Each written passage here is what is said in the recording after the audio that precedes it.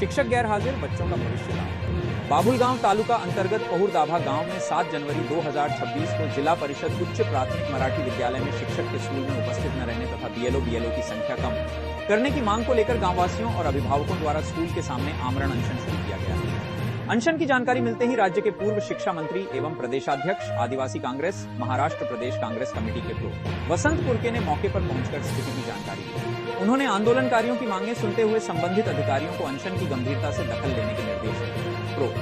वसंत पुरके ने कहा कि विद्यालय में शिक्षक न होने के कारण विद्यार्थियों का शैक्षणिक नुकसान हो रहा है और इस समस्या के समाधान के लिए अभिभावकों को आमरण अनशन जैसा कदम उठाना पड़ रहा है। ये अत्यंत दुर्भाग्यपूर्ण है।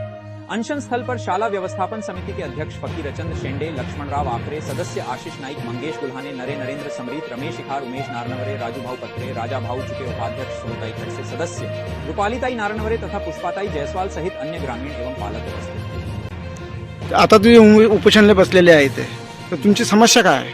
आमची समस्या आहे का जे दोन ऑनलाईन जे शिक्षक आहे त्यांच्या इथं रुजू झाले आहे, पण एक रुजू झालं नाही आहे ते इथं त्याच्या व्यतिरिक्त दुसरे शिक्षक शाळेत आले पाहिजे।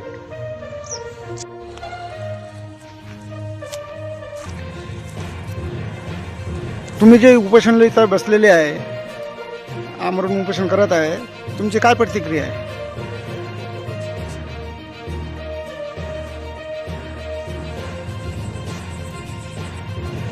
आमच्या गावातील पौर शाळा ही केंद्र शाळा असून आम्हाला असं वाटते की ही शाळा बंद नाही झाली पाहिजे। त्याकरता आम्हाला शिक्षक देण्यात यावे, कारण की आता येत्या वर्षी या सत्रामध्ये 2 शिक्षक आमचे कमी होऊ राहिले।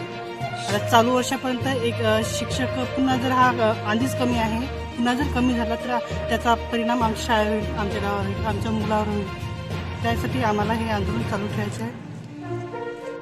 आता हे तुम्ही पालक आहे, तर आजचा दुसरा दिवस आहे तुमच्या उपोषणाचा, तर काय समस्या आहे तुमची? आमची ही समस्या आहे की आमचे शिक्षक आणि आमचे बेलो जे आमच्या मागण्या जोपर्यंत पूर्ण होणार नाही तोपर्यंत आम्ही आंदोलन स्थळून उठणार नाही। आणि दुसरी अशी की जर आज रात्रीपर्यंत 5 वाजेपर्यंत जर आमचे मागण्या मान्य नाही झाल्यास उद्यापासून जे आमचे मुलं आहेत ते शाळेत येणार नाही, हे आम्ही पालक वर्गाकडून बोलतोय।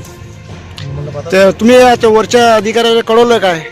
आम्ही वरच्या अधिकाऱ्याला आधीच कळवलेलं, लेखी कळवलेलं आहे आणि परत आम्ही त्यांना रिमाइंडर म्हणून 5 वाजता एकदा परत कळवून देऊ। ठीक।